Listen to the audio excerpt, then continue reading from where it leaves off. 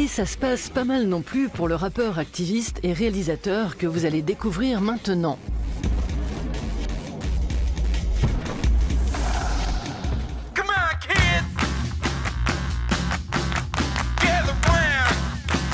Voici Boots Riley, l'homme qui concilie avec succès lutte des classes anticapitalistes et beats hip-hop.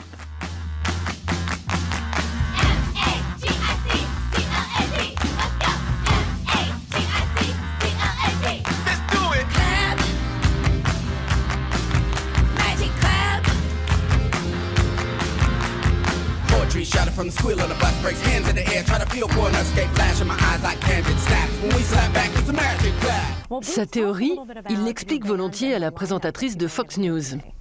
We need to get rid of this system.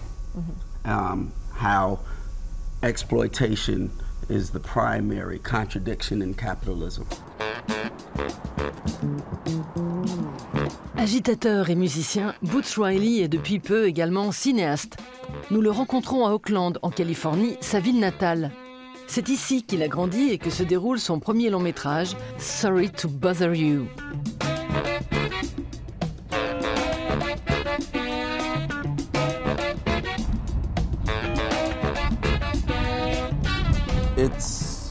C'est un film qui parle de contradiction et de la façon dont elle détermine notre monde. Elles sont aussi à la base de l'ironie.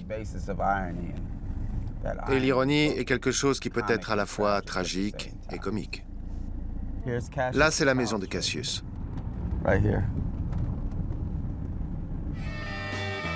Cassius est le héros de Sorry to Bother You, un jeune homme sans le sou mais bourré de talent.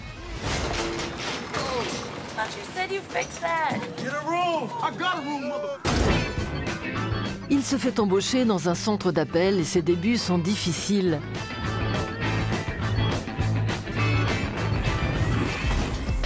Hey, hello. Mr. Davison, Cassius Green here.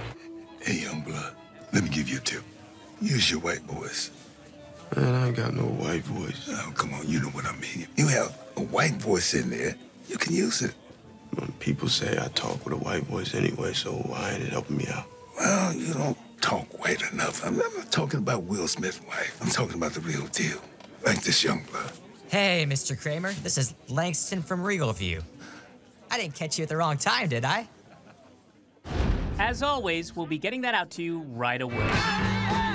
Mais dès que Cassius prend une voix de blanc, les gens sont prêts à tout lui acheter. Une comédie absurde qui pointe les privilèges des Blancs, le racisme ordinaire et la pauvreté des Noirs. Ce film parle de la lutte des classes, un sujet que beaucoup de cinéastes préfèrent ne pas aborder.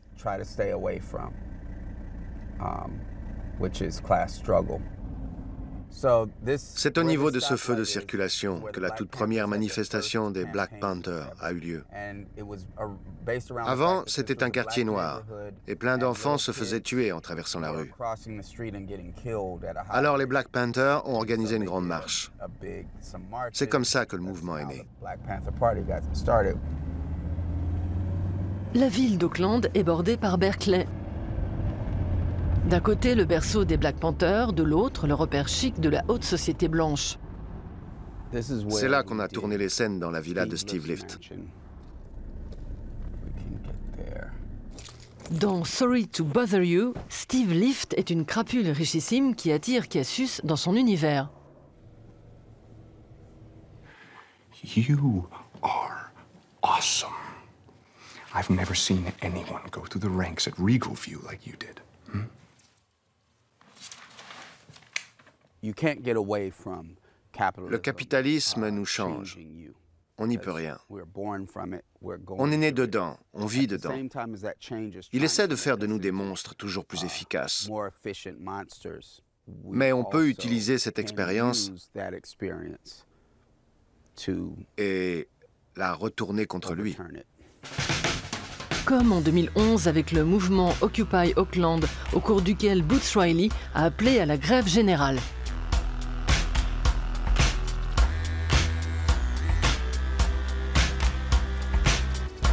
We will march on the port of Oakland and shut it down.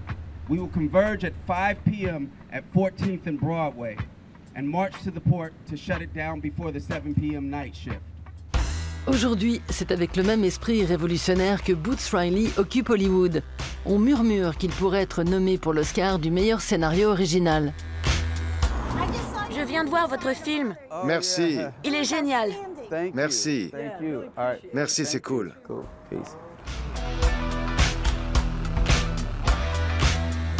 Et ça se bouscule au portillon. 2 nouveaux films sont déjà financés, il écrit une série télévisée et il tourne un film d'horreur pour Guillermo del Toro.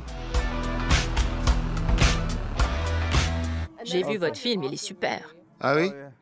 Votre tête me dit quelque chose. Vous rencontrez beaucoup de gens. Oui, oui, c'est vrai. Boots Riley joue aussi dans un groupe en compagnie de Tom Morello, de Rage Against the Machine, sans parler de son travail avec son groupe d'origine, The Coup. All right. What's up? All right. Welcome. Bienvenue à Chubb Studio. On a même une talkbox. Tu vois le genre. Reste à savoir si Riley parviendra à passer du temps au studio prochainement. Réponse très vite avec la publication de la liste des nommés aux Oscars. Qu'on remporte un Oscar ou pas, ça m'est égal. Ça me suffirait déjà d'être nommé, parce qu'au bout de 2 ans...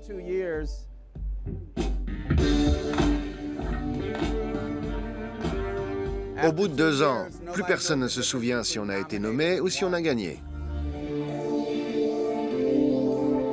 Si ça peut servir à défendre sa cause, tant mieux.